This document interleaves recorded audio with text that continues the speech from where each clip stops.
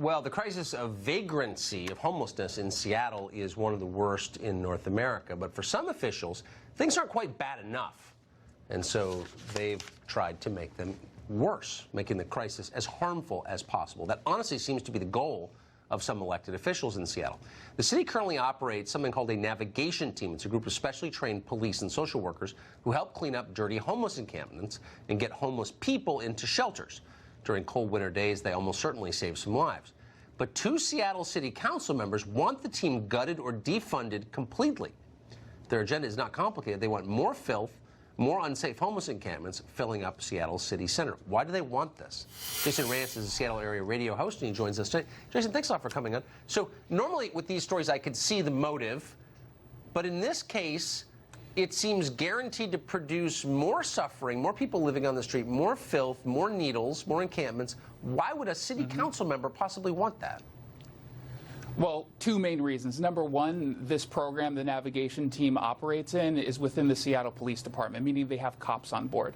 These are two council members, and Shama Sawan and Lisa Herbold. They do not like cops. You have one council member literally calling cops bigoted murderers. Will you say their names? Will you say their names again? Because I think they're elected officials. I think they should take the credit for this. Yes. What are their names? Shama Sawan, and Lisa Herbold. These are two socialist council members, one acknowledging that she's a socialist, the other one voting alongside.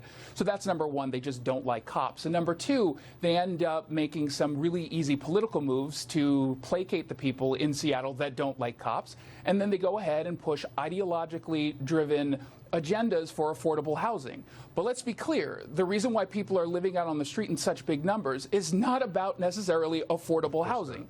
These are people who weren't born homeless, right? They were born into a home and they got on the wrong path for a variety of reasons. And unless you go after that root cause of homelessness, you're just going to continue the suffering. Well, I mean, drive, 20 minutes east of Seattle, anywhere in rural America, there's a housing glut. People have abandoned it. I mean, there's more housing than we know what to do with in a lot of communities. It's not about housing. It's much deeper than that. Anyone who tells you otherwise is a moron. So it does seem like in Seattle, though, you've reached a level of crisis where normal people, even normal liberals, are saying, we can't live like this. So why are your elected officials still basically promoting homelessness?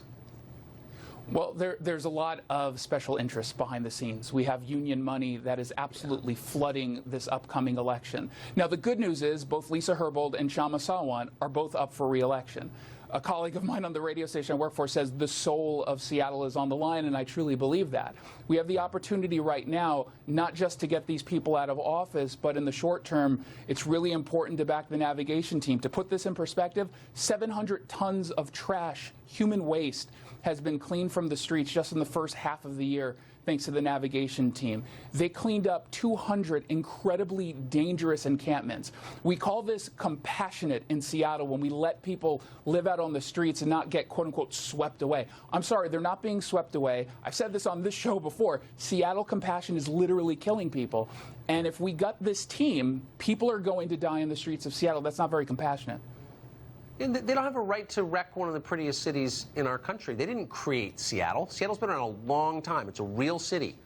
And this generation of lunatic, woke, dumb people does not have a right to wreck it, right? They're so woke. I mean, they pretend that socialism is the reason why we've got the city. While, by the way, they demonize Amazon, which is located here, that's responsible for the growth that we've seen, the economic growth in particular. They like to blame Amazon because they're a corporation and they're big and evil. And they pretend that that's the reason, again, why people are out on the streets. Amazon people move here, cost of living goes up, and all of a sudden, they're just like you and me. They're one missed paycheck away from landing on the streets. I'm sorry. We got to stop downplaying the fact that there are people living with mental illness. There are people living with a dangerous and deadly drug addiction, and that's why they're on the street. That needs to be fixed. Yeah, well, this country specializes in ignoring the drug crisis, I've noticed. Jason Reyes, great to see you tonight. Thank you.